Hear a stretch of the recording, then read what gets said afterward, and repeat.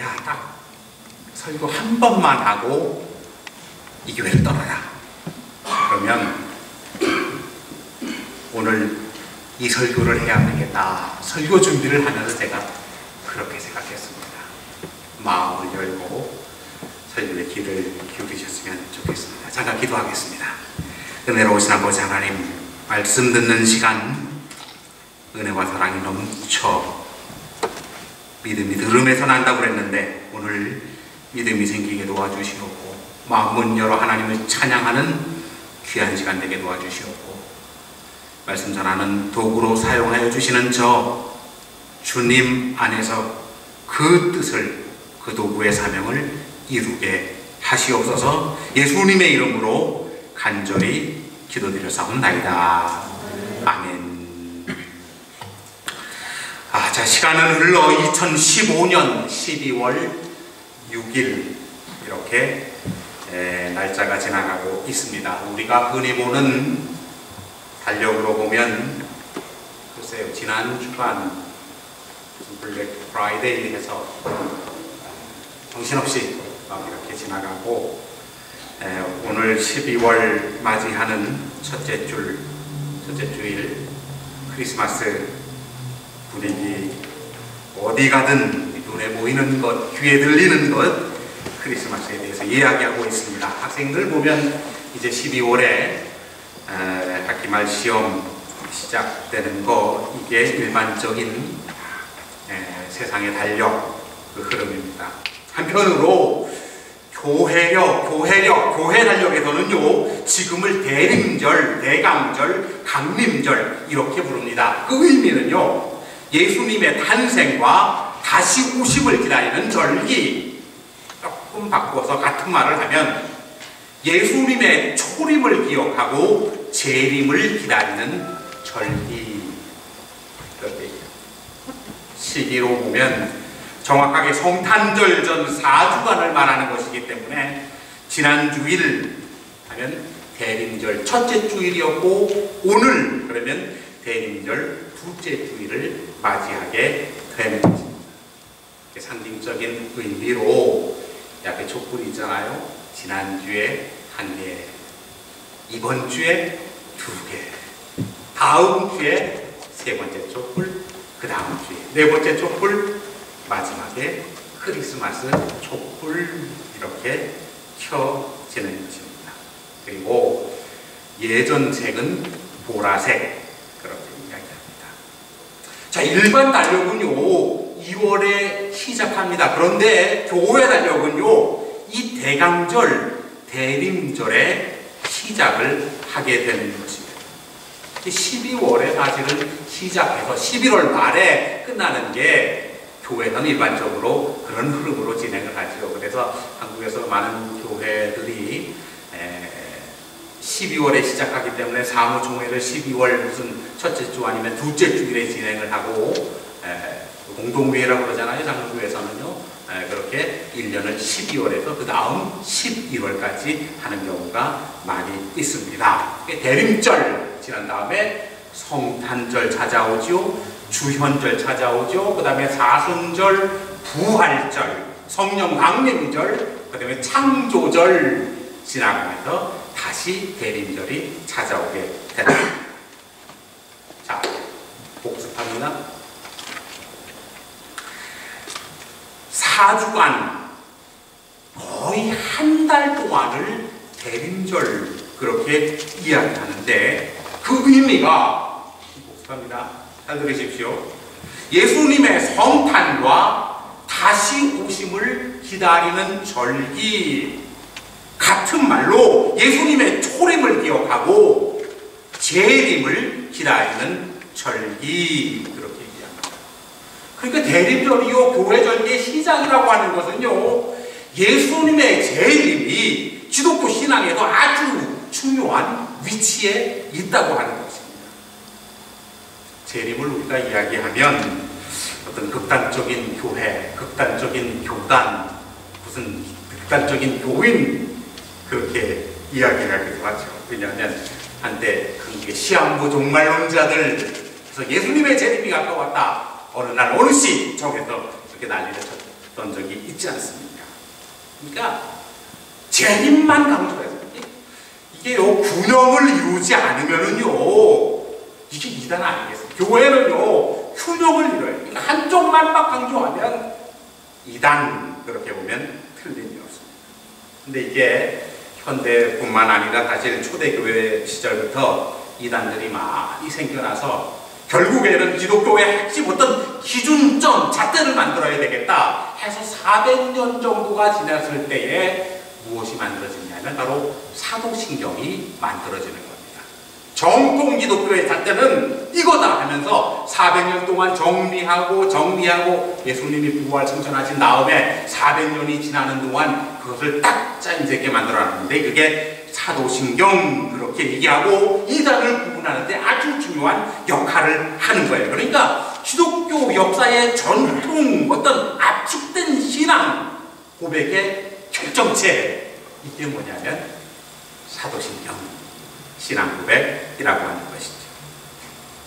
굳이 따져보면 여기 보면요 여기 주보에도 나와 있습니다만은 대략 한 12세 이렇게 생각할 수가 있습니다. 다시 말하면 우리가 고백했잖아요. 나는 전능하신 아버지 하나님 천지의 창조주를 믿습니다. 하나. 그 다음에 나는 그의 유일하신 아들 우리 주 예수 그리스도를 믿습니다. 둘. 이렇게 따져보면 한 12세 4개 이렇게 구분을 지을 수가 있습니다. 그런데 그 내용 중에 하나가 뭐냐면 거기로부터 살아있는 자와 죽은 자를 심판하러 오십니다 하며 예수님의 다시 오심을 분명히 말하고 있으니 예수님의 재림을 부인하는 교회는 잘못된 교회 이단 사입이라고 볼 수가 있는 것이죠. 사도신경에 보면 예수님이 다시 오신다. 뭐하러? 심판하러 오신다. 그렇게 됐어요. 판단하러 오신다. 그렇게 되어 있습니다. 누구를? 살아있는 자와 죽은 자를 세상에 왔던 모든 사람들을 이야기하고 있는 겁니다. 그래서 오늘이 포함된 한 달 동안 약 한 달 동안 다시 오심 예수님의 다시 오심에 대한 기다림 그게 대림절 신앙 이렇게 보면 틀림이 없습니다. 자 이제 질문을 해야 되겠죠? 잘 들으십시오. 재림 예수님의 다시 오심 질문 나갑니다. 재림을 믿나요? 믿으면 좀 그냥 고개를 좀 끄덕. 두 번째 질문 나갑니다. 여러분 그렇다면은요 재림 예수님의 다시 오심 기다리시나요? 정말 기다려. 왜 이렇게 안 오시니? 왜 이렇게 안 오시니? 기다리시니? 대답은 각자 하시기 바랍니다. 그러나 저도 신앙인의 한 사람으로서 내가 과연 지금 예수님을 기다리고 있는가? 내 자신을 확인하는 시간이고 또 목사로서 여러분이 재림을 믿고 기다리도록 해야 될 그러한 책임을 가지고 있습니다. 왜? 너무너무 중요한 사실이니까. 자, 오늘 성경 데살로니가 전서에 있는 말씀을 봤습니다. 보통 성경 전체 66권, 구약 39권, 39, 27, 신약 27권 이 신약 성경 보통 보게 되면은요 제목이 이 구분이 지어지게 되는데 성경을 쓴 사람 다시 말하면 집필자명을 따라서 제목이 붙여졌는데 마태복음 마태가 썼고 마가복음 마가가 썼다고 얘기하고 요한복음 요한이 썼다고 야고보서 야고보가 썼다고 이렇게 얘기합니다. 그렇지 않으면 또 그 내용을 받는 사람 다시 말하면 수신자명을 따라서 제목이 붙여지는데 디모데전서 그러면 바울이 디모데에게 보내는 편지였습니다. 빌레몬서 바울이 빌레몬에게 보내는 편지였습니다. 또 어떤 거는 받는 장소 다시 말하면 수신지 명을 따라서 성경 이름을 쳤잖아요. 고린도전서 고린도 교회에게 보내는 편지요. 갈라디아서 갈라디아 교회에 보내는 편지요. 골로새서 마찬가지입니다. 또 어떤 것은 주제 어떤 내용을 따라서 그래요. 사도행전 그러면 사도들의 행적이 기록된 것이 사도행전입니다. 오늘 본문 말씀 데살로니가 전서 그랬으니까 굳이 구분한다면 수신지 데살로니가 도시의 교인들에게 보낸 편지라고 볼 수가 있습니다. 이 데살로니가 전서는요 별명이 있는데 재림서신 그런 별명이 있습니다. 또 한편으로는요 사도 바울의 종말론이라고 학자들이 평하기도 합니다. 그러니까 재림에 대한 얘기가 많이 들어있다고. 그러니까 데살로니가 전서 오늘만은 제 생각에는 우리가 지금 에보츠포드에 살고 있으니까 에보츠포드 전서 뭐 이렇게 이름을 붙였으면 좋겠다. 그래 좀 다가올 것 같아요. 다 같이 한번 따라해 봅시다. 에보츠포드 전서. 뭐 어디 딴 데 가서 얘기하면 안 돼요. 이러면 2단이라고 그래요. 자, 이 편지 마침 데살로니카가요 그 당시 인구가 한 12만 명 됐다고 이게 학자들이 추측을 하거든요. 우리도 여기 지금 한 13만 15만 명 정도 되나요? 에보츠포드가 이제 비슷해요. 에보츠포드 전서. 감사한 것은 제가 지난 주간 대신방 이렇게 하고 또 마치면서 잘 마쳤어요.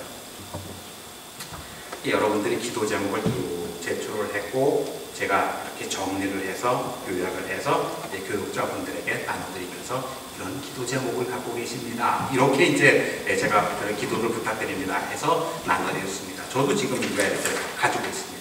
여러분들의 기도 제목이 여기 기록되어 있어요. 제가 이렇게 정리하고 또 기도를 하면서 보면 참 신기한 건요.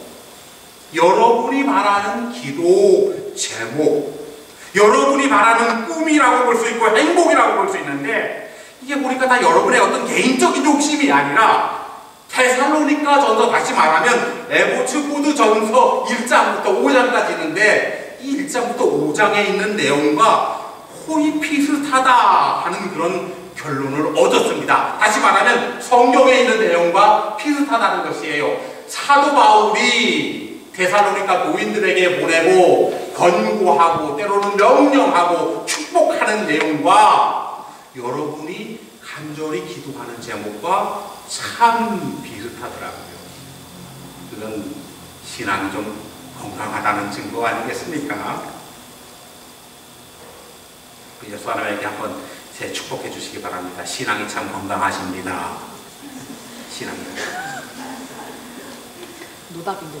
다시 한번 물어보세요. 무슨 기도 제목 적으셨어요? 자, 지금 말씀드렸잖아요. 데살로니가 전서 5장으로 되어 있습니다. 그런데 각 장에, 그럼 한번 제가 증거를 보여드릴게요. 각 장에 중요한 말씀을 정리해 보도록 하겠습니다. 여러분의 기도 제목과 비교해 보십시오. 1장. 그러면 제가 찾지 마세요. 여러분 제가 읽어드릴 테니까. 8절에 보면은요. 주의 말씀이 너희로부터 마게도냐와 아가야에만 들릴 뿐 아니라 하면서 하나님을 향하는 너희 믿음의 소문이 각처에 퍼졌으므로 우리는 아무 말도 할 것이 없노라 이런 말씀 드렸습니다. 여러분의 기도 제목에요. 아이고 내 믿음이 좀 성장했으면 좋겠습니다. 이런 기도 제목. 본인은 아실 거예요. 본인이 적으셨으니까. 주님께 조금만 더 가까이 갔으면 좋겠습니다. 내 믿음의 소원이 소문날 정도로 이렇게 좀 뜨거웠으면 좋겠습니다. 이렇게 기도 제목을 붙이는 분들이다. 본인들이 아시잖아요. 근데 지금 그렇게 말씀하고 있습니다. 그 다음에 이어지는 1장 9절 말씀을 보게 되면요. 하나님께로 돌아와 어떻게 이렇게 우상을 버리고 하나님께로 돌아와서 살아계시고 참되시는 하나님을 섬기는 자와 하면서 이게 기도 제목하고도 비슷한데 가족이 우상버리기 구원받게 달라는 건 아니에요. 여러분의 기도 제목이 가족이 좀 구원받았으면 좋겠습니다. 온 가족이 좀 하나님을 잘 섬겼으면 좋겠습니다. 이렇게 기도 제목을 올렸는데 비슷한 말씀입니다. 2장으로 넘어가 보니까 17절에요. 형제들아 우리가 잠시 너희를 떠나는 것은 얼굴이요 마음은 아니니 하면서 너희 얼굴 보기를 열정으로 더욱 힘썼노라 이렇게 얘기하면서 바울이 떨어져 있던 데살로니가 교인들에게 나 데살로니가 교회 방문하고 싶어. 그런데 참 어려워.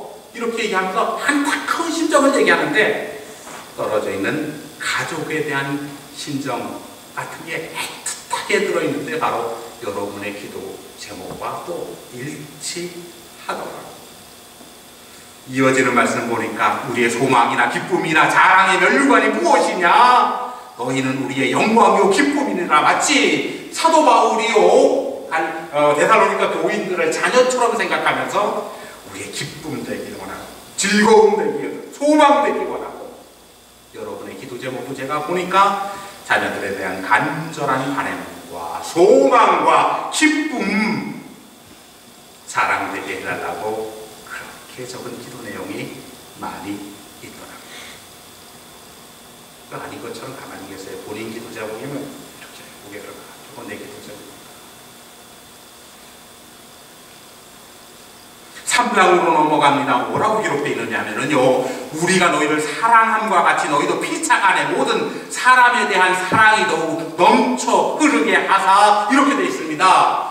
여러분의 기도 제목도 마찬가지더라고요. 서로 사랑하게 해주세요. 가족끼리 좀 제발 사랑하게 해주세요. 존경하게 해주세요. 사랑이 넘치게 해달라고 하는 기도 제목이 들어있으니 이것마저도 오늘 성경에 있는 내용과 일치합니다. 이어지는 13절 말씀 12절부터 13절로 넘어가면 너희 마음을 굳건하게 하시고 하면서 우리의 기도 제목처럼 영육간에 강건하게 해주십시오 하는 그런 기도 제목도 여러분들이 적어 올렸습니다. 4장으로 넘어가면요 13절에 형제들아 자는 자들에 대하 관하여는 너희가 알지 못함을 우리가 원치 아니하노니 이는 소망 없는 다른 이와 같이 슬퍼하지 않게 하려 하니라. 우리가 예수께서 죽으셨다가 다시 살아나심을 믿을진데 이와 같이 예수 안에서 자는 자들도 하나님이 그와 함께 데리고 오시리라 이렇게 얘기했는데 데살로니가 교인들이요 자는 자들, 다시 말하면 돌아가신 분에 대해서 염려를 했나 봐요. 그러니까 바울이 예수님 부활하셨으니 걱정하지 말아라, 예수님과 함께 다시 올 것이라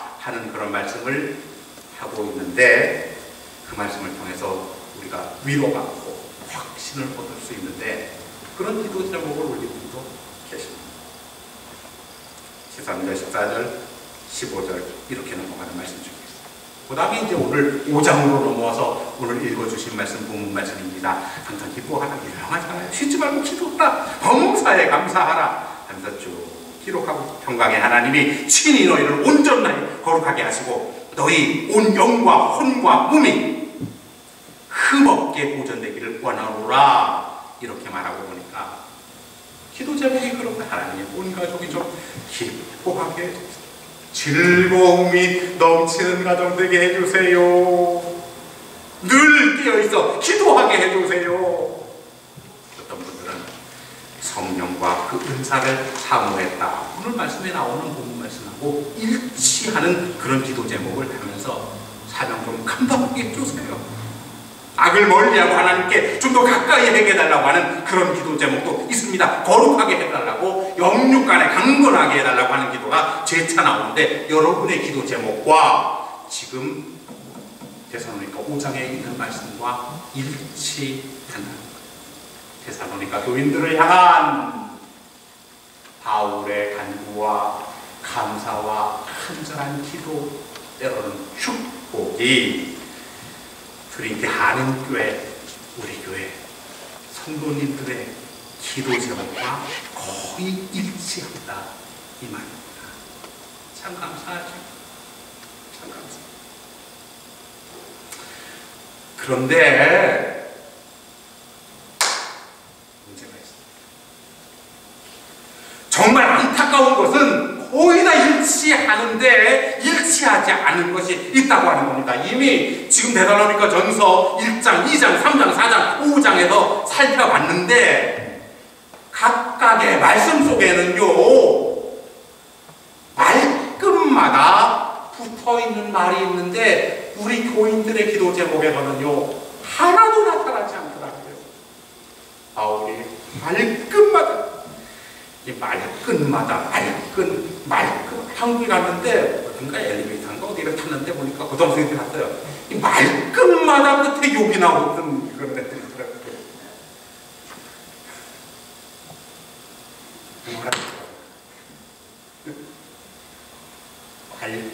말끝마다 토를 나는 사람도 있습니다. 이게 외국 사람들이 인터뷰하는 거 이렇게 제 스포츠 채널 이렇게 많이 보면 이제 그 운동 그날 이제 시합 제작해갖고 이제 인터뷰 같은 거 하면 그렇게 중간에 you know 왜 이렇게 you know를 많이 하는지 몰라. 말끝마다 you know, 말끝마다 제 아들하고 텍스트를 하고 우리 집 이렇게 가볍게 보내는 거 보면 말끝마다 크크가 들어가더라고. 얘를 보니까 뭐 나이스 크크, 말끝마다 크크, 말끝마다 땡큐 하는 분들도 참 많이 있습니다. 여러분 혹시 저를 유심히 관찰하시고 있는지 모르지만은요, 제 경우에도 말끝마다 하는 말이 있어요. 혹시 아세요? 저 얘기를 많이 하면 와, 목사님은 어떻게 저 말을 자주 하시는 것 같아? 혹시 몰라요? 하긴 뭐 우리 가족들도 모르는 표정이니까 지금 제가 자주 하는 말이 어쨌든 이런 말은 하여간 말끝마다 제가 이렇게 보면 어쨌든 이렇게 얘기를 합니다. 자, 보도록 하겠습니다. 바울이 지금 말끝마다 하는 얘기, 거꾸로 나가볼까요? 마태복음, 데살로니가전서 5장, 지금 오늘 본문을 읽었잖아요. 본문 보니까요, 쭉 읽었고요. 23절에 넘어갑니다. 평강의 하나님이 친히 너희를 온전히 거룩하게 하시고 너희 온 영과 혼과 몸이, 다 같이 읽겠습니다. 시작.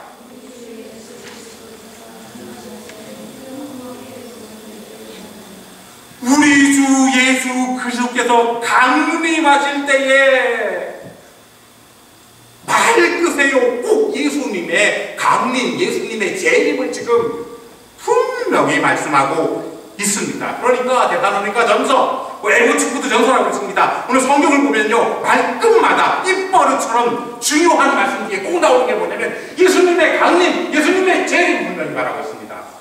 이 말씀만 그런가요? 아까 읽은 4장으로 넘어가면 마찬가지예요. 제가 읽도록 이러면 뭐 찾지 마시기 바랍니다. 아까 13장, 14장 읽으면서 데살로니가 교인들이요, 그 돌아가신 분들에 대해서 걱정했나봐요. 그러니까 작은 자들은 걱정하지 말라 이런 얘기 했거든요. 그래서 하나님이 그와 함께 데리고 오시리라 14절 하면서 15절에 뭐라고 되어 있느냐면 우리가 주의 말씀으로 너희에게 이것을 말하노니 주께서 강림하실 때까지 하면서 또 재림에 대한 얘기를 하고, 그 다음 16절에 보니까 주의 호령과 천사장의 소리와 하나님의 나팔 소리로 친히 하늘로부터 강림하시리니 하면서 재림에 대한 얘기를 또 하고 있다는 얘기입니다. 4장 됐죠? 3장으로 넘어갑니다. 아까 고백한 것처럼 너희를 사랑하는 같이 너희도 피차간의 모든 사람에 대한 사랑이 하면서 서로 사랑하게 달라는 기도 여러분 많이 드리고 있는데, 그 다음 이어지는 말씀이 뭐냐면요, 너희 마음을 굳건하게 하시고, 말 끝에 또 뭐라고 얘기했냐면 우리 주 예수 그리스도께서 그의 모든 성도와 함께 강림하실 때에 하면서 또 재림에 대한 얘기, 또 예수님의 강림에 대한 얘기를 하고 있다고 하는 말씀입니다. 2장으로 넘어가도 마찬가지예요. 여러분 집에 가면 다 찾아보시기 바랍니다. 아까도 말씀드렸잖아요. 예, 떨어져 있는 가족을 생각하는 그 마음, 그런 간절한 기도 내용이 있다 그랬잖아요. 바울이 데살로니가 교회 난 가고 싶지 않니, 사는 데도 못 가고 있어, 이렇게 이제 자식을 그 떨어져 있는 가족을 생각하는 그런 심정으로 얘기하는데, 그 말이 이어지는데도 뭐라고 얘기하느냐면 우리의 소망이나 기쁨이나 자랑의 면류관이 무엇이냐 하면서 그가 강림하실 때에 우리 주 예수 앞에 너희가 아니냐 하면서 예수님의 재림, 예수님의 강림을 말씀하고 있습니다. 1장에 넘어가도 마찬가지입니다. 아까 말씀드린 대로 가족이 구원받게 하나님께 돌아와 온 가족이 하나님을 섬기게 해달라고 그랬는데 그 말씀에 바로 이어지는 게 뭐냐면 10절 1장 10절 말씀에 또 죽은 자들 가운데 다시 살리신 그의 아들이 하늘로부터 강림하실 것을 그랬습니다. 얼마나 중요하면 사도 바울이요 말끝마다 더군다나 중요한 말씀을 할 때마다 이어지는 말씀이 뭐냐면 예수님 재림하신다, 예수님 강림하신다 이렇게 외치고 있을까요? 더 이상 뭘 여러분들에게 말씀드립니다. 오늘 우리 기독교인들의 삶은요 예수님의 초림과 재림 사이에 있습니다. 그렇지 않아요? 신학적으로 보면 창조 있었고 완성 그 사이에 있다고 정리를 합니다. 예수님도 비유로 말씀하셨잖아요. 신랑을 기다리는 신부와 같다고 얘기합니다. 신랑이 와서 결혼식을 올리는 그 순간까지 신부는 준비하며 기다려야 한다 하면서 그 준비가 이 세상의 삶이다 이렇게 결론을 내버렸다는 겁니다. 물론 준비한다는 거 쉽지 않습니다. 쉽지 않은 것을 바울이 잘 알고 있었어요. 그래서 주의 강림, 주의 재림을 기다리는 사람들이 어떻게 살아야 될지를 오늘 성경을 통해서 분명히 말하고 있는데 오늘 읽어주신 본문 말씀에 그렇게 나와 있잖아요. 기쁨과 기도와 감사로 살아라 하면서 항상 기뻐하라, 쉬지 말고 기도하라, 범사에 감사하라. 근데 문제는요 그렇게 살기가 가능하지 않다는 거예요. 불가능합니다.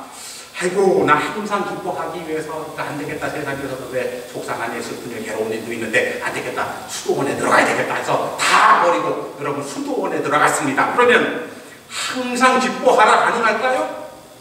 쉬지 말고 기도하라 가능할까요? 범사에 감사하라 가능할까요? 아니 바울은 왜 절대 불가능한 그런 충고 내지는 명령을 지금 에보츠포드 교회 교인들에게 말씀하고 있을까요? 이건요 재림을 기다리는 사람들이 취해야 될 삶의 태도라고 하는 거죠. 잠시 기뻐할 수는 있어요. 가능해요. 그러나 항상 기뻐할 수는 없습니다. 잠시 기도하는 건 가능해요. 항상 기도할 수는 없습니다. 쉬지 말고 기도할 수는 없습니다. 좋은 일이 있을 때 감사하다 할 수 있어요. 그러나 모든 일에 감사할 수는 없어요. 항상 기뻐하라. 현실은 불가능하지만 언제 가능하냐? 예수님이 오시면 재림하시면 가능하다는 거예요. 항상 기뻐할 수 없습니다. 그러나 항상 기뻐할 수 있는 때가 언제냐? 예수님이 오셨을 때 가능하다는 거예요. 그때 참된 기쁨이 계속해서 주어질 수 있다고 하는 것입니다. 그래서 바울은 과감하게 항상 기뻐해요. 그때도 뭐 생각하면 그래 예수님의 재림이 되면 가능하다. 예수님 재림 기다리자. 쉬지 말고 기도해. 지금 불가능하지만 예수님 오시면 가능하다. 재림 검사에 감사해 하면서 말끝마다 예수님의 재림, 예수님의 강림을 말하고 있습니다.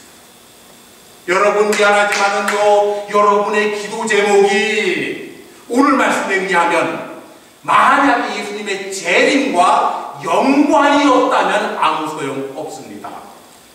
하나님 우리 자녀 잘되게 해줘, 잘되게 도와주세요. 잘 됐어. 그게 예수님의 재림과 상관없다면, 예수님이 다시 오심과 상관없다면 그게 무엇이죠? 그러고 끝나는 거예요. 하나님 건강하게 해주세요. 영혼까지 강건하게 해주세요. 이게 예수님의 재림, 예수님의 강림과 연관될 때에 의미가 있는 것입니다. 우리의 수고와 우리의 노력과 우리의 고생이요 예수님의 다시 오심과 연결이 되지 않는다면 그건 그냥 그것으로 끝납니다.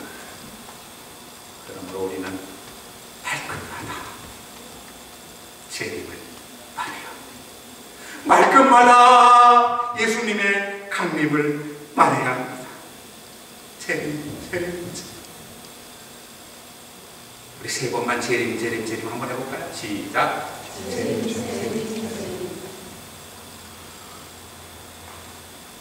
이것도 좋으네. 이렇게 하니까 재림. 역시 운동하는 학생은 틀려. 이렇게. 근데 문제는 뭐냐면 자꾸 재림 그러면은요, 이게 시한부 종말론자들이나 예수 재림교 같은 어떤 그런 이단들 그런 취급을 받을 수 있습니다. 예를 들면 여러분 출근했어요. 나는 아이고 목사님 설교 너무 좋다 재림. 그래갖고 이제 가서 같이 이제 성도 혹은 리베 성도가 출근해서 출근자지만 아이고 집사님 예수님이 재림하십니다. 이건 다른 사람들이 이상한데 어제부터 이상해지기 시작했는데 오해할 수 있습니다. 그럼 전도하는데 혹시 방해가 될 수 있어요. 네, 그렇지 않겠어요? 여러분들의 친구들 만나서 가서 한국 친구들 만나서 우리는 만나서 반가워하고 만나서 세임아 이제 예수님의 재림 예수님 재림하셔 한 애들이 모이다가 재림 뭐야 좀 이상하게 된 거 아니야? 일단 아니야. 그래서 하나님이 지혜를 주시는데 재림이라는 말 쓰지 말자고요. 똑같은 말 쓰면 될 것 아니겠어요? 고린도전서 16장에 보면 22절에 주여 우리 주여 오시옵소서 come all Lord 이런 말이 있어요. 재림하고 재림을 기다리는 신앙하고 똑같은 말. 유명한 말씀 요한계시록 오늘 거기 기록되어 있습니다만 요한계시록 22장 20절에도 보게 되면 주 예수여 오시옵소서 come Lord Jesus. 그게 아이고 예수님이 제 오시기를 기다리는 그런 마음으로 그렇게 고백하고 있습니다. 그러니까 이제 다시 얘기합니다. 직장 가서 이제 뭐라고 얘기하냐면 여기 직장에서 만나시는 분들이 있네. 새지기가 우리 주여 성도님 예수님 오시고 계셔. 그럼 이제 옆에 있는 한국분이 이상하게 그렇게 될 수도 있으니까 좀 오상하게 예수님 어서 오세요 하는 게 헬라어로 마라나타 그러잖아요. 그걸 이제 번역하는 게 예수님 오시옵소서 주여 오시옵소서 마라나타예요. 아시죠? 그러면 좀 오상하면서도 좀 이게 헬라어 쓰고 그러니까 좀 이게 조금 높아 보이지 않아요? 그러니까 마라나타 이러면 예수님 모시고 계셔. 친구 만났는데 마라나타 그러면 아멘 마라나타 나도 마라나타 이러면 말끝마다 마라나타 말끝마다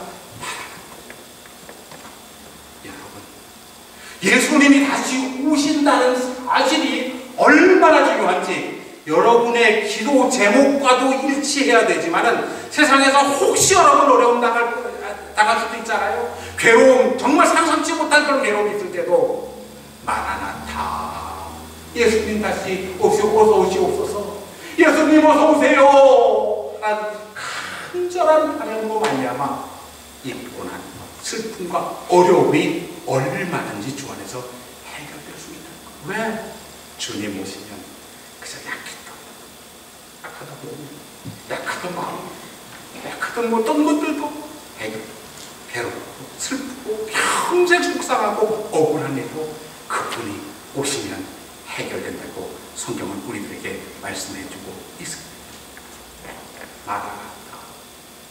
옆 사람에게 우리 한번 마라나타 한번 해보시기 바랍니다. 시작. 좀 간절한 마음으로 정말 좋잖아요. 정리합니다. 대림절입니다. 말씀드린 것처럼 크리스마스 전까지 4주간 거의 한 달 동안 대림절을 지키라고 그랬네요. 뭘 지키나 봤더니 예수님 성탄 축하하고 그 다음에 예수님의 재림을 기다립니다. 예수님의 탄생을 축하하고 다시 오심을 기다리는 절기입니다. 같은 말로 말씀드렸잖아요. 예수님의 초림을 기억하고 재림은 한 달 동안 그렇게 하라고 만들어주셨어요.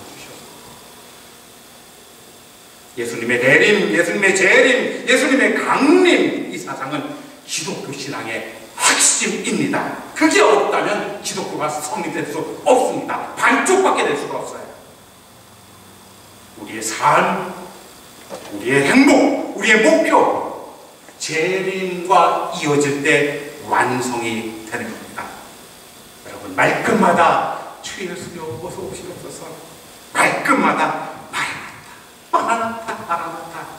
여러분 가정에 복이 되시길 주님의 이름으로 간절히 축원합니다. 기도하겠습니다.